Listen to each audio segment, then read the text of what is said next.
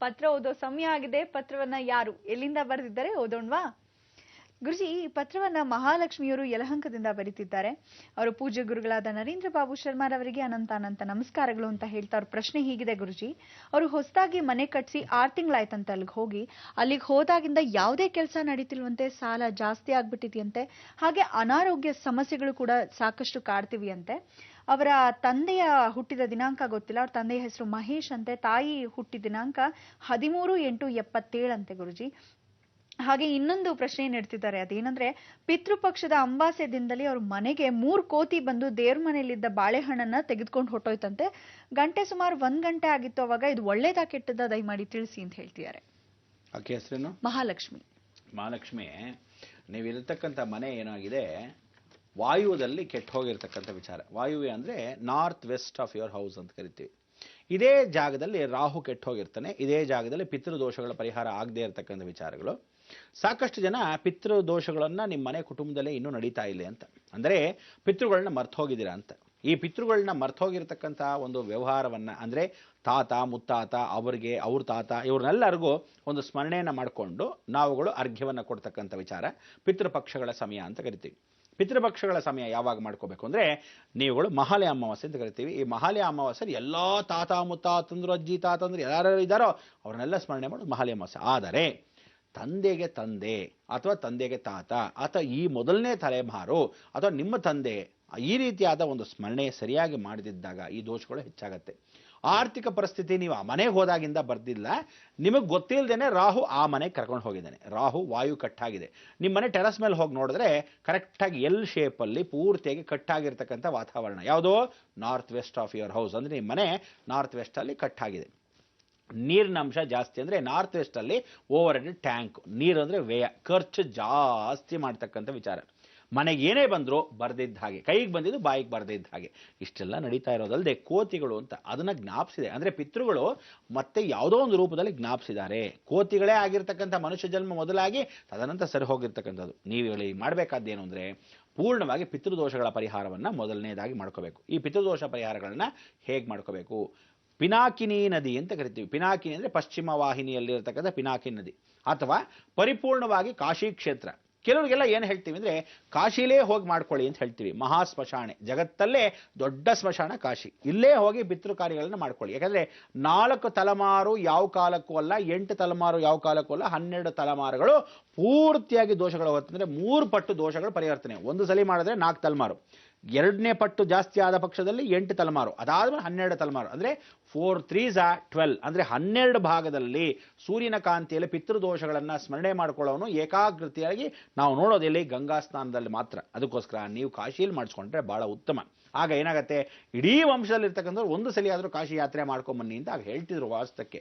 ಆದ್ರೆ ಈಗೆಲ್ಲ ಏನ್ ಮಾಡ್ತಾರೆ, ಅಯ್ಯೋ ಈ ವಯಸ್ಸಲ್ಲಿ ನಾವು ಕಾಸ್ತಿಗೆ ಹೋಗಕ್ಕಾಗತ್ತಾ ಅಂತ ಹೇಳ್ಬಿಡ್ತೀರ. ನೀವುಗಳು ಮಾಡಿಸ್ಬೇಕಾಗಿದ್ದು ಮೊದಲನೇದಾಗಿ ಕಾಶಿಗೆ ಹೋಗಿ ಆ ಕ್ಷೇತ್ರದ ಮಹಿಮೆ, ಅಥವಾ ಪಿನಾಕಿನಿ ನದಿಯಲ್ಲಿ ಅಥವಾ ಪಶ್ಚಿಮ ವಾಹಿನಿಯಲ್ಲಿ ಯಾವುದೇ ನದಿ ಪಶ್ಚಿಮಕ್ಕೆ ಹರಿತಾ ಇದ್ದ ಪಕ್ಷದಲ್ಲಿ ಅಲ್ಲಿ ಹೋಗಿ ನೀವು ಈ ನಾರಾಯಣ ಬಲಿ ಪ್ರೇತ ಸಂಸ್ಕಾರವನ್ನು ಮಾಡಿಸ್ಕೋಬೇಕು. ಈ ನಾರಾಯಣ ಬಲಿ ಪ್ರೇತ ಸಂಸ್ಕಾರ ಅಂದ್ರೆ, ನಾರಾಯಣ ಬಲಿ ಅಂದ್ರೆ ತಿಥಿ ಕಾರ್ಯ, ಪ್ರೇತ ಸಂಸ್ಕಾರ ಅಂದ್ರೆ ಎಲ್ಲರಿಗೂ ಒಂದು ಕಾರ್ಯ. ವೈಕುಂಠ ಸಮಾರಾಧನೆವರೆಗೂ ಆ ಕಾರ್ಯಗಳನ್ನ ಒಂದೇ ಕ್ಷೇಪದಲ್ಲಿ 3 ದಿವಸಗಳ ಕಾಲದಲ್ಲಿ ಮುಗಿಸ್ತಾರೆ.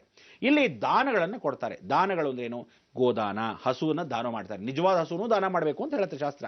ಆದ್ರೆ ನಿಜವಾದ ಹಸುವನ್ನ ದಾನ ಮಾಡದೇ ಇರತಕ್ಕಂಥ ವಿಚಾರ. ಅದಕ್ಕೆ ನೀವುಗಳು ಕಾರ್ಯ ಎಲ್ಲ ಆದಮೇಲೆ ನಾನು ಒಂದು ಹಸು ಕರುವನ್ನು ದಾನ ಮಾಡ್ತೀನಿ ಅಂತ ಒಂದು ಸಂಕಲ್ಪ ಮಾಡ್ಕೊಳ್ಳಿ. ಹಾಸಿಗೆ ದಾನ, ಛತ್ರಿ ದಾನ, ಚೊಪ್ಪಲಿ ದಾನ ಇದೆಲ್ಲ ಮಾಡ್ತಾರೆ. ಯಾತಕ್ಕೆ ಇದು ಮಾಡ್ತಾರೆ? ಬಂಗಾರದ ಸೂಜಿ, ಬೆಳ್ಳಿ ಸೂಜಿ ಇದೆಲ್ಲ ನಮ್ಮ ಆ ಪಿತೃಗಳು ಅಕಸ್ಮಾತ್ ಸತ್ತಾಗ ಲೋಕಕ್ಕೆ ಹೋಗದಿದ್ದಾಗ ಯಮದಲ್ಲಿ ಅವನು ಏನ್ ಹೇಳ್ತಾನೆ, ಓಹೋ ಛತ್ರಿ ಕೊಟ್ಟಿದ್ದಾರೆ ನಿಮ್ಮ ಮನೆಯವರು ತಗೋ, ಅದಕ್ಕೆ ಬಿಸಿಲಲ್ಲಿ ಬೇಡ ಅಂತ ನೆರಳಗೆ ಆತ್ಮಕ್ಕೆ ಶಾಂತಿಯನ್ನು ಕೊಡುತ್ತೆ. ಇದೆಲ್ಲ ಸಾಂಕೇತಿಕವಾಗಿ, ಓ ಹಾಸಿಗೆ ಕೊಟ್ಟಿದ್ದಾರೆ ಸರಿಯಾಗಿ ಮಲ್ಕೋ, ಇದನ್ನೆಲ್ಲ ಯಮಶಾಸನದಲ್ಲೇ ನೋಡ್ಬೋದು. ಗರುಡ ಪುರಾಣದಲ್ಲಿ ಇರ್ತಕ್ಕಂಥ ವಿಚಾರಗಳನ್ನು ತಿಳ್ಕೋಬಹುದು. ಮುಂದಿನ ದಿನಗಳಾಗೆಲ್ಲ ತಿಳಿಸ್ಕೊಡ್ತೀನಿ ಸಂಕ್ಷಿಪ್ತವಾಗಿ. ಒಂದೊಂದೇ ಆ ಕಾರ್ಯಕ್ರಮದಲ್ಲಿ ಏನೇನು ರೂಪರೇಖೆಗಳು ವಿಶ್ಲೇಷವಾಗಿ ತಿಳಿಸ್ಕೊಡ್ತೀನಿ. ಆದ್ರೆ ನೀವು ಮಾಡಬೇಕಾದ್ರೂ ಮೊದಲೇ ಪಿತೃಪಕ್ಷ ದೋಷ ಆ ಪರಿಹಾರವನ್ನ ಕಾಶಿಯಲ್ಲಿ ಮಾಡಿಸ್ಕೊಂಡ್ರೆ ಬೆಸ್ಟು. ಇಲ್ಲದೆ ಇದ್ರೆ ಓಕೆ ಅನ್ನೋದೇ ಆ ಪಿನಾಕಿನಿ ನದಿನಲ್ಲಿ. ಇಷ್ಟು ಮಾಡಿಕೊಂಡ್ರೆ ಖಂಡಿತವಾಗ್ಲೂ ಕ್ಷಿಪ್ರ ದೋಷದ ಪರಿವರ್ತನೆ ಆಗತ್ತೆ. ಆ ಕ್ಷಿಪ್ರವಾಗಿ ಅಂದ್ರೆ ಕ್ಷಣ ಮಾತ್ರದಲ್ಲಿ ದೋಷ ಅಟ್ಲೀಸ್ಟ್ ಸ್ವಲ್ಪ ಮಟ್ಟಿಗೆ ಮನಃಶಾಂತಿ ಸಿಗೋದು ಇದೇ ಒಂದು ಕಾರ್ಯದಲ್ಲಿ. ಮಹಾಲಕ್ಷ್ಮಿಯವರೇ, ಧನ್ಯವಾದಗಳು ಪತ್ರವನ್ನ ಬರೆದಿದ್ದಕ್ಕಾಗಿ. ಗುರುಜಿ, ನಮ್ಮ ಮುಂದಿನ ಪತ್ರವನ್ನ ಬಾಗೇಪಲ್ಲಿಯಿಂದ ಬರೀತಿದ್ದಾರೆ. ಗುರುಜಿಯವರ ಪಾದಾರವಿಂದಗಳಿಗೆ ನಮಸ್ಕಾರ ಅಂತ ಹೇಳ್ತಾ ದಯವಿಟ್ಟು ನನ್ನ ಹೆಸರನ್ನು ಹೇಳ್ಬೇಡಿ ಅಂತ ಹೇಳಿದ್ದಾರೆ. ಗುರುಜಿ ಅವರ ಮನೆಯ ಒಂದು ಸಮಸ್ಯೆನ ಇಟ್ಟು ಪತ್ರ ಬರೀತಿದ್ದಾರೆ. ಅದೇನಂದ್ರೆ ಅವ್ರ ಮನೆ ಉತ್ತರ ಬಾಗ್ಲಂತೆ, ದೇವರು ವೆಂಕಟೇಶ್ವರ ಸ್ವಾಮಿ ಅಂತೆ. ಆದ್ರೆ ಯಾರೋ ಮಾಟ ಮಂತ್ರ ಮಾಡಿಸ್ಬಿಟ್ಟಿದ್ದಾರೆ ಅಂತ ಹೇಳ್ತಾರೆ. ಎಲ್ಲೇ ಶಾಸ್ತ್ರ ಕೇಳಿದ್ರು ನಮ್ಗೆ ತುಂಬಾ ಭಯ ಆಗೋಗಿದೆ ಗುರುಜಿ. ಯಾಕಂದ್ರೆ ಅಮಾವಾಸ್ಯೆ ಹುಣ್ಣಿಮೆಗೆ ನಮ್ಮ ಮನೆ ಅಂಗಳದಲ್ಲಿ ರಕ್ತವನ್ನ ಹಾಕಿರ್ತಾರೆ ಗುರುಜಿ. ಅನಾರೋಗ್ಯ ಸಮಸ್ಯೆಯಿಂದ ಬಳಲ್ತಾ ಇದೀವಿ, ತುಂಬಾ ಸಾಲ ಆಗೋಗಿದೆ, ನೆಮ್ಮದಿ ಕೂಡ ಇಲ್ಲ ಮನೇಲಿ ಅಂತ ಹೇಳ್ತಿದ್ದಾರೆ. ಹಾಗೆ ನೀವು ಹೇಳಿದ ಹಾಗೆ ಕುಂಬಳಕಾಯಿಯನ್ನ ಹುಣ್ಣಿಮೆಗೆ ಕಟ್ಟಿದ್ರಂತೆ, 15 ದಿನಕ್ಕೆ ಮುಂಚೆನೆ ಕೊಳ್ತು ಹೋಗತ್ತಂತೆ ಗುರುಜಿ.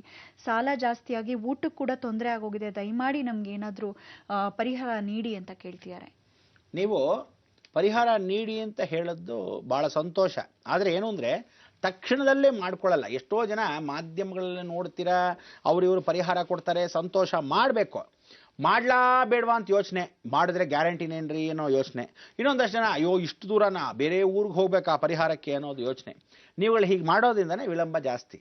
ತಕ್ಷಣದಲ್ಲೇ ಅಬ್ಬಾ ನಾವು ಕೇಳಿದ ಪರಿಹಾರ ಒಬ್ಬರು ನಂಬಿರ್ತೀವ, ಆ ಪರಿಹಾರವನ್ನು ತಗೊಂಡ ತಕ್ಷಣನೇ ನೀವು ಮಾಡ್ಕೊಳ್ಳೋಕ್ಕೆ ಪ್ರಯತ್ನ ಆದರೂ ಪಡಬೇಕು. ಕೈಯಲ್ಲಾಗಲಿಲ್ವಾ ಆರ್ಥಿಕ ಪರಿಸ್ಥಿತಿ, ಏನಾದರೂ ಸಾಲ ಸೋಲ ಮಾಡಿಕೊಂಡು ಇಂಥದಕ್ಕೆ ಮಾಡಬೇಕು.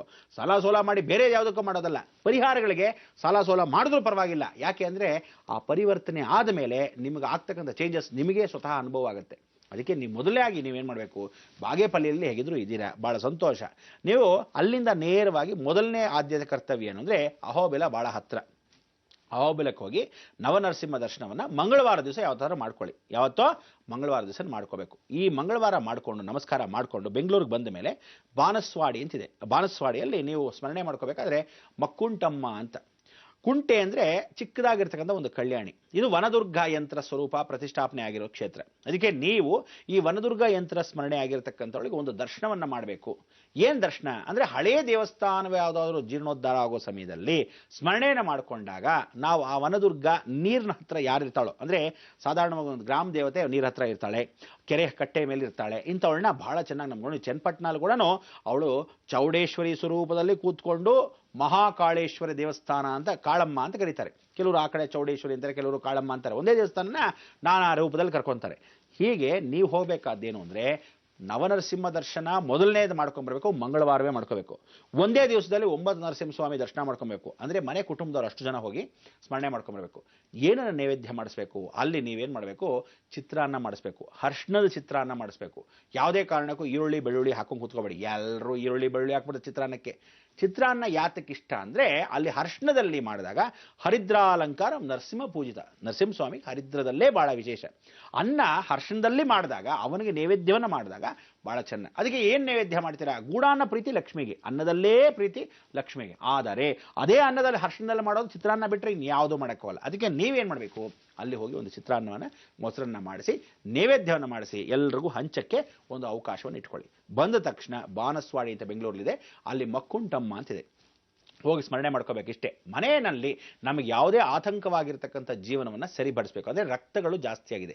ಈ ರಕ್ತಗಳು ಯಾರೋ ಮಾಡಿಸಿದ್ದಾಗಲಿ ಅಥವಾ ಯಾವುದೇ ತಂದು ಹಾಕಿರೋದಾಗಲಿ ಅಥವಾ ಬೇಕು ಅಂತ ಬಲಿಗಳು ಕೊಡ್ತಿರೋದಾಗಲಿ ಇದೇನಾದ್ರು ಇದ್ದರೆ, ನಮಗೆ ಗೊತ್ತಿದ್ದೋ ಗೊತ್ತಿಲ್ಲದೇನೋ ಇದ್ದ ಪಕ್ಷದಲ್ಲಿ ನೋಡಮ್ಮ, ನಿನಗೆ ಕಲ್ಯಾಣಿ ಜೀರ್ಣೋದ್ಧಾರ ಆಗೋ ಸಮಯದಲ್ಲಿ ನನ್ನ ಕೈಲಾದ ಆಂಜನೇಯ ಸ್ಮರಣೆಯ ಮುಖಾಂತರವಾಗಿ ಆ ರಾಹುಗೆ ಯಥೇಚ್ಛವಾಗಿ ನಿಮ್ಮ ಶಕ್ತಿಯಾನುಸಾರ ನೀವು ಆ ಸೇವೆಯನ್ನು ಮಾಡಬಹುದು ಅಂತ ಅವಳ ಹತ್ರ ಮಾತು ಪ್ರಮಾಣ ಮಾಡ್ಕೊಂಡು ನಮಸ್ಕಾರ ಮಾಡ್ಕೊಂಬನ್ನಿ. ನೀವು ನಮಸ್ಕಾರ ಮಾಡಿಕೊಂಡು ಮನೆಗೆ ಬರೋ ಸಮಯದಲ್ಲಿ ಅವಳು ಯಾವ ರೂಪದಲ್ಲಿ ಬರ್ತಾಳೋ ಗೊತ್ತಿಲ್ಲ. ಚಿಕ್ಕ ಬಾಲಕಿ ಹುಡುಗಿ ರೂಪದಲ್ಲೋ, ವಯಸ್ಸಾದ ವೃದ್ಧೆ ಯಾವುದೋ ಹೆಂಗಸರ ಮುಖಾಂತರವೋ ಅಥವಾ ಪಕ್ಕದ ಮನೆಯವರ ಮುಖಾಂತರವೋ, ಅಂದರೆ ನಮಗೆ ಗೊತ್ತಿಲ್ಲದೆ ಇರತಕ್ಕಂಥ ಹೊಸ ಹೆಂಗಸು ಯಾರಾದರೂ ಆ ಹೆಣ್ಣಿನ ಮುಖಾಂತರವಾಗಿ ಬರ್ತಾಳೆ. ಶುಕ್ರನ ಔಷಧಿಯಲ್ಲೇ ಬರೋದವಳು ಬಂದು ನಿಮಗೆ ಏನು ಮಾಡ್ಕೋಬೇಕು ಅಂತ ಹೇಳ್ತಾಳೋ, ಮಾಂಗಲ್ಯವನ್ನು ಕಟ್ಟು ಅಂತಾಳೋ ಅಥವಾ ಮಂಗಳಸೂತ್ರವನ್ನು ಕಟ್ಟು ಅಂತಾಳೋ, ಇದಕ್ಕೆ ನನಗೇನಾದರೂ ವ್ಯವಸ್ಥಿತವಾಗಿ ಕಣ್ಣನ್ನು ಹಾಕುವಂತಾಳೋ, ಅದು ಅವಳಿಚ್ಛೆ. ಯಾರ ರೂಪದಲ್ಲಿ ಬರ್ತಾಳೆ ನಿಮಗುಂಟು, ಆ ಅನುಭವದ ದೇವತಾ ಅನುಗ್ರಹ ಉಂಟು. ಇದನ್ನ ಎರಡನ್ನು ಮಾಡಿಕೊಂಡು ಪರಿವರ್ತನೆ ಮಾಡ್ಕೋಬೇಕು. ನಿಮಗೆ ಮೂಲವಾಗಿರ್ತಕ್ಕಂಥ ಒಂದು ಮಂತ್ರವನ್ನು ಇನ್ನೇನು ಈ ಕಾರ್ಯಕ್ರಮದಲ್ಲಿ ತಿಳಿಸ್ಕೊಡ್ತೀನಿ. ಅದು ಗುರುಸ್ಮರಣೆ ಅಂತ ಕರೀತಾರೆ. ಇದನ್ನು ಮಂಗಳವಾರದಿಂದ ಯಾರು ಮಾಡ್ತಾರೋ ಗುರುವಾರದವರೆಗೂ ಮಾಡ್ತಾರೋ ಇದನ್ನೇನಂತಾರೆ, ಎಲ್ಲ ದೋಷಗಳು ಏಕಪರಿಹಾರ. ಭಾಳ ಸಂಕ್ಷಿಪ್ತವಾಗತ್ತೆ. ಇದನ್ನು ಆಮೇಲೆ ಕಾರ್ಯಕ್ರಮದಲ್ಲಿ ತಿಳಿಸ್ಕೊಡ್ತೀನಿ. ಇಷ್ಟನ್ನು ಮಾಡ್ಕೊಳ್ಳಮ್ಮ. ಖಂಡಿತವಾಗ್ಲೂ ಸಂಕ್ಷಿಪ್ತವಾಗಿ ನಿಮ್ಮಲ್ಲಿರ್ತಕ್ಕಂಥ ನರಸಿಂಹಸ್ವಾಮಿ ಮತ್ತು ಗ್ರಾಮ ದೇವತೆ ಆಗಿರ್ತಕ್ಕಂಥ ಮಕ್ಕುಂಟಮ್ಮನ ಸ್ಮರಣೆ ಎರಡೂ ಮಾಡ್ಕೊಳ್ಳಿ. ಕಲ್ಯಾಣಿ ಹತ್ರ ನೀರ ಹತ್ರ ಇರ್ತಕ್ಕಂಥ ಈ ಗ್ರಾಮ ದೇವತೆ ಯಾವ ಸ್ಮರಣೆ ಮಾಡ್ಕೊತೀವೋ ತಕ್ಷಣದಲ್ಲಿ ಕಾರ್ಯಸಿದ್ಧಿ.